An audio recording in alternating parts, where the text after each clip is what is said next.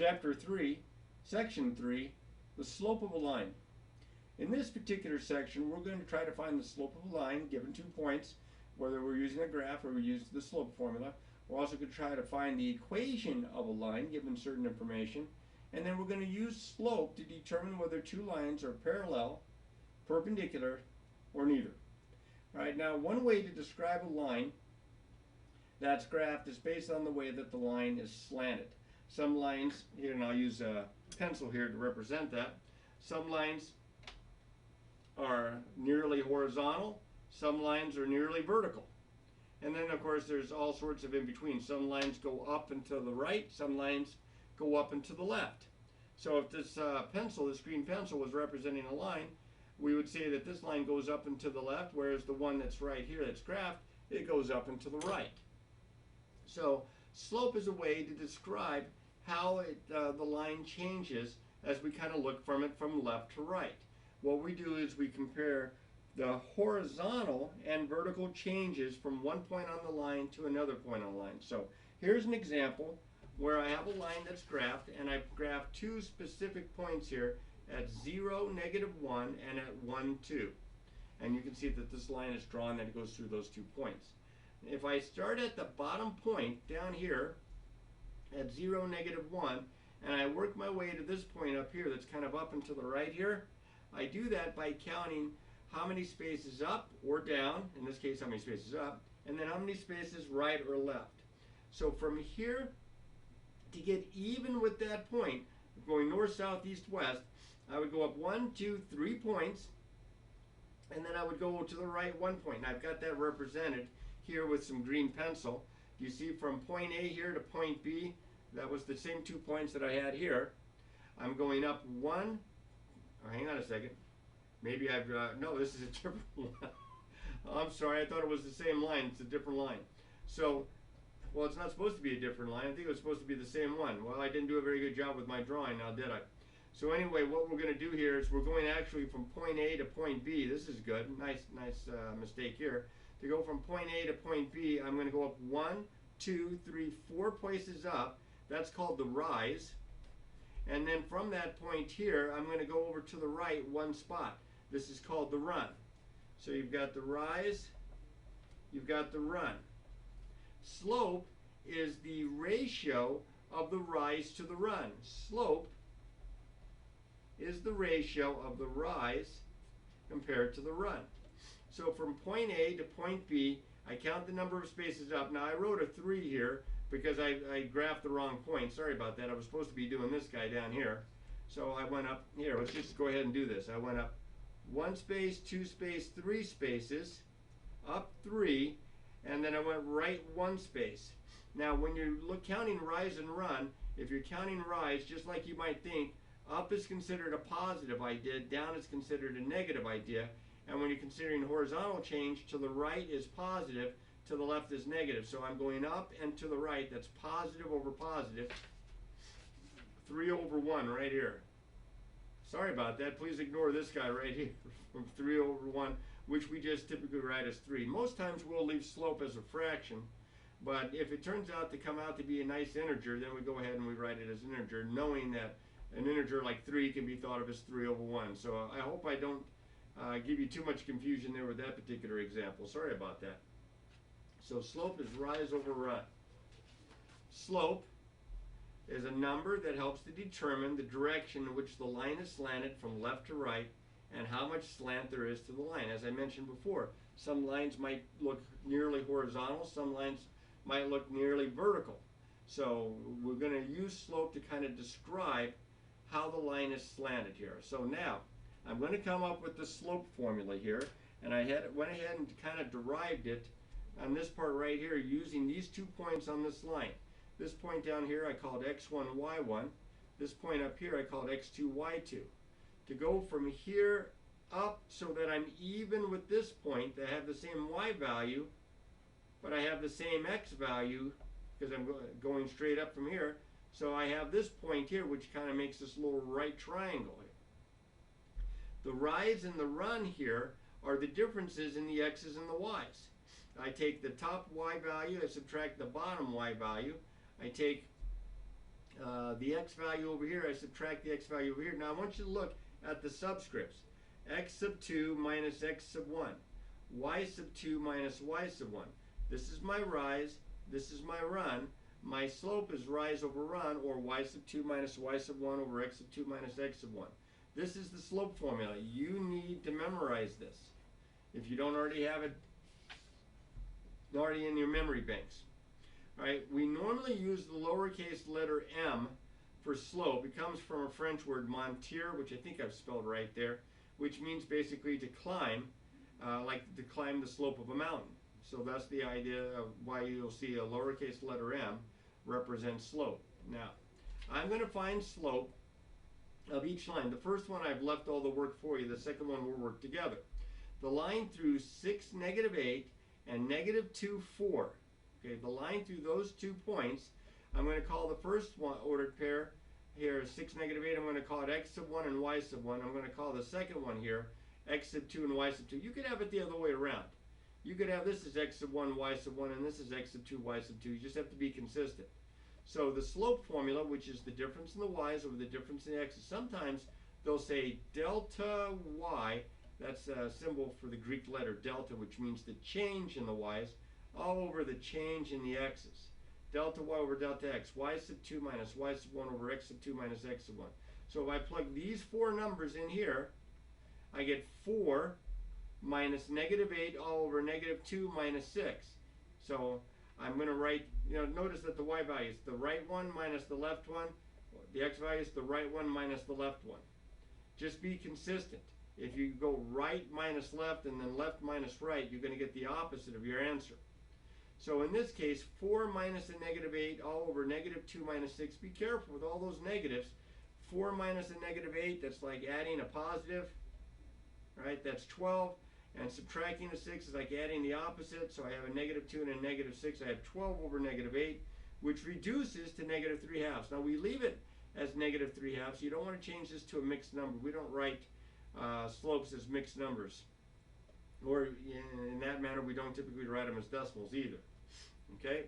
Because we like to have the idea of the rational expression for the rise and the run.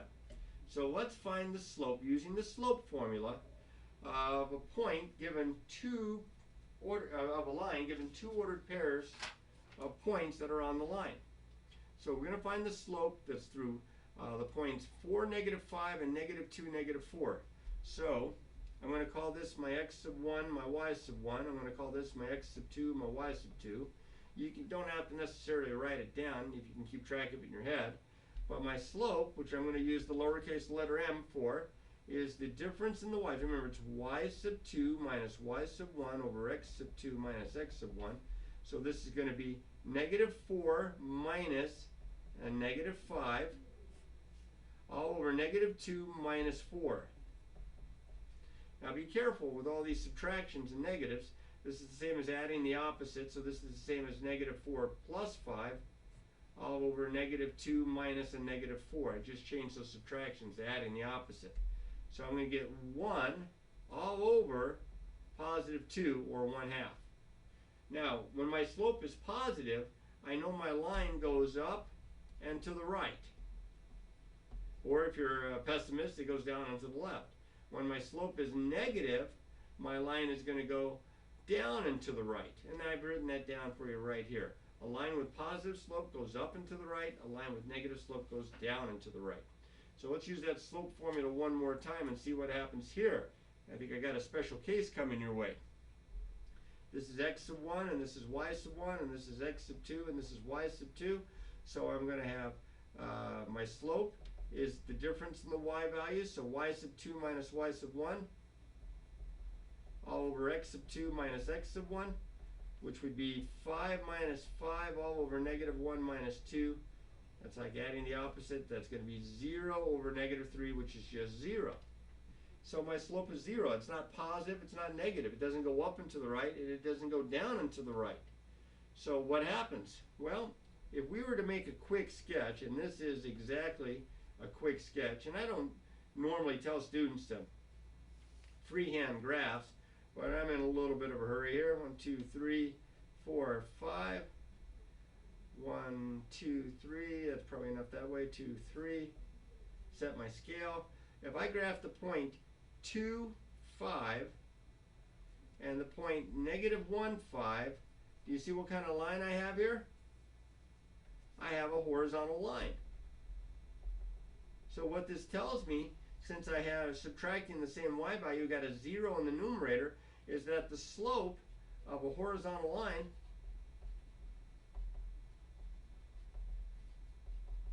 is always 0. So the slope of any horizontal line is 0. Now let's look at the other possible special case, and this is going to have to do with, as you might guess, with a vertical line. If I was to find the slope of the line that goes through these 2 points, and I'll call this x sub 1 and y sub 1 and x sub 2 and y sub 2, I get my slope is equal to y sub 2 minus y sub 1. That'd be -4 minus 1. All over x sub 2 minus x sub 1, that'd be -2 minus a -2. So this is -4 plus a -1, and this is -2 plus +2. So I get a -5 on top, and I get 0 on the bottom. Well, you can't have 0 in the denominator. You can't divide by 0. So we say the slope is undefined. Sometimes they'll say no slope. No slope does not mean 0 slope. It means there is no slope. It's undefined. 0 is a number. Undefined is not. So that's why no slope also works. But most of the time, I'd say 75% of the time or more, they'll say that the slope is undefined. Now you say, well, what kind of a line is this, if you didn't already have it figured out? If I was to graph the points there that I have, I'll go ahead and I'll draw a set of axes out here. Let's see. This is kind of sloppy, sorry about that. So I need -2, 1, negative, let's see if I have left space here.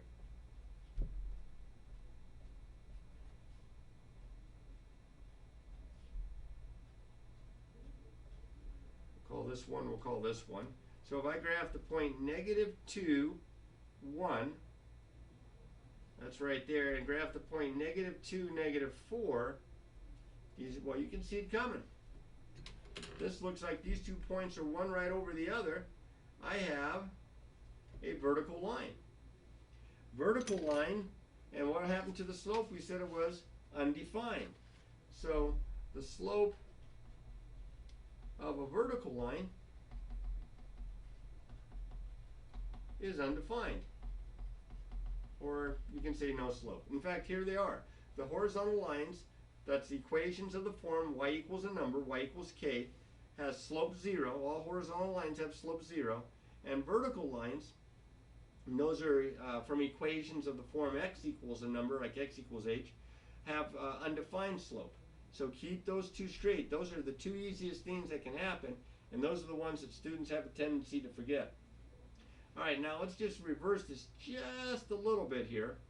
Let's look at the linear equation y equals -4x plus 1. Okay? Now, how do we find the slope of a line given the equation? Well, we need two ordered pairs so we can use the slope formula. So I'm going to pick two x values, and the two I picked here were x equals 0 and x equals 1, and I'm going to find the y values that go with them.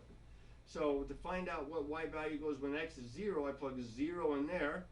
As you can see, I did, and I get 0, 1. If I plug 1 in for x, -4 times 1 plus 4, that's -3, and I have two ordered pairs. These two right here. Now I can find the slope using the slope formula, and I've done this. Here's your slope formula, y sub 2 minus y sub 1 over x sub 2 minus x sub 1. I end up with -4 over positive 1, which is -4. Now that's one way you could do it. But I want you to look back at the equation. The original equation was y equals -4x plus 1. And notice that the slope was -4. And that the number in front of the x here is -4. Now that could be a coincidence, but it's not. As long as the equation is written in the form where y is all solved by itself, y is all by itself on one side, then the coefficient of the x is going to be the same as the slope. So if the coefficient of the x is 5, the slope is 5, and so on. With that in mind, let's find the slope of a line here. And what we're going to do is first we're going to solve for y. I'm not going to come up with 200 pairs and go through the steps that I did in the last example. I'm going to kind of cut past that. I'm going to take this equation, 3x plus 5y equals 1, and I'm going to solve for y. So I'm going to have to subtract 3x from both sides. And I end up with 5y is equal to 1 minus 3x. Now you don't have to leave it as 1 minus 3x. You can write that as negative 3x plus 1. Negative because of the minus sign here in front of this. And so I could write it either way. But now I'm going to divide both sides by 5. Both sides, every term on both sides. And I have y is equal to 1/5 minus 3/5 x. 3x over 5 is the same as 3/5 x. The coefficient of the x is my slope. There it is. And with that subtraction sign, it's negative 3/5. So my slope is negative 3/5. You say, no way. Wait. Plug in some numbers, plug in some values for x, find the y, or plug in some values for y, find the x, get 2 ordered pairs, and go through the step. Now you may remember, if I write this with the x term first and write this as y equals negative 3/5 x plus 1/5, many of you from your Algebra 1 and Algebra 2 days will remember this as slope-intercept form, and we're going to talk about that more in the next section. However, something that's really interesting, because of the example that we just did here, notice that this is in the form ax plus by equals c, a, b, and c. If we have that type of equation, which is known as standard form, the slope of the line is equal to the opposite of a over b. So like in this case, it's the opposite of 3 over 5, negative 3/5. As long as it fits this form, we can do this. The opposite of a all over b. I don't usually do it that way. I usually go with slope-intercept form, but I'm kind of getting ahead of myself just a little bit. Now, since slope kind of describes the way a line is slanted, we can talk a little bit about what it means to have parallel lines. You may remember that parallel lines are two lines, and I'm going to try to represent that with those two pencils, that do not intersect one another. Therefore, they're slanted the same way, the same exact way. Otherwise, they would eventually cross. Like if this was slanted just a little bit steeper, eventually somewhere way up past the top of your paper, you're going to see the two lines were going to intersect. So if they are parallel lines, then they have to have the same slope. So that's the first statement I wanted to make, is that non-vertical parallel lines always have equal slopes. Now, if you wonder why it says non-vertical, it's because vertical lines, the slope is undefined. They don't have a slope. So you can't say equal slope. But, you know, vertical lines to one another are parallel. So the fact that a line has slope that's undefined, and you have another line that has slope undefined, then you're looking at parallel vertical lines. The non-vertical part of the above statement, that's what I'm talking about here, is to make sure that you emphasize that the slope of a vertical line is undefined. That's what I was talking about before. Now, parallel lines, same slope, as long as they're non-vertical. But what about perpendicular lines? Do you remember what perpendicular lines mean from your geometry days? Perpendicular lines are lines that form a right angle. So you might have a line like this, and you might have a line like this, and they form a right angle. Well, they certainly do not have the same slope. Okay, in fact, when we look at this, their slopes are going to be opposite signs. They are opposite reciprocals of one another. And they have a product of their slopes being -1, because that's what happens when you multiply opposite reciprocals. You multiply reciprocals, you get 1. You multiply opposite reciprocals, you get -1. So two lines are two non-vertical, non-horizontal lines are perpendicular if their slopes are opposite reciprocals of each other. So now, if I'm giving you two equations of two lines, I can determine without graphing if the two lines are parallel, or if they're perpendicular, or neither. To do that, I have to find the slopes of both, and then I have to compare the slopes to one another. So I'm going to use this guy. I'm going to use this guy right here.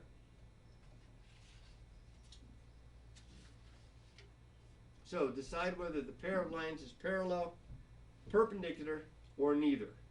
So both of these equations here are in standard form. ax plus by equals c. Hopefully you can see that all right. So in this case, the slope is the opposite of a over b, so that would be negative 3 over negative 1, or 3. And here, the slope is the opposite of a over b, so that would be negative 1 over a positive 3, or negative 1/3. Look at these two slopes. They are opposite reciprocals. Therefore, perpendicular. Now if I go down to this next example and do the opposite of a over b, in this case the slope would be negative 2 all over negative 3, or positive 2/3. And here this would be negative 4 over 6 over a positive 6. A negative divided by a positive is negative, and you could divide top and bottom by 2, so negative 2/3. Well, those are not opposite reciprocals, those are just opposites. So they're not the same, they're not parallel, they're not opposite reciprocals, so they're not perpendicular, which means that they are neither. And this becomes easier if you just give it a chance. We'll go through the lesson again if I went over anything that you didn't find to your satisfaction. But you're going to need to know that slope formula, that's for sure, and you're going to need to know how to plug in and work with the slope formula. So practice, practice, practice.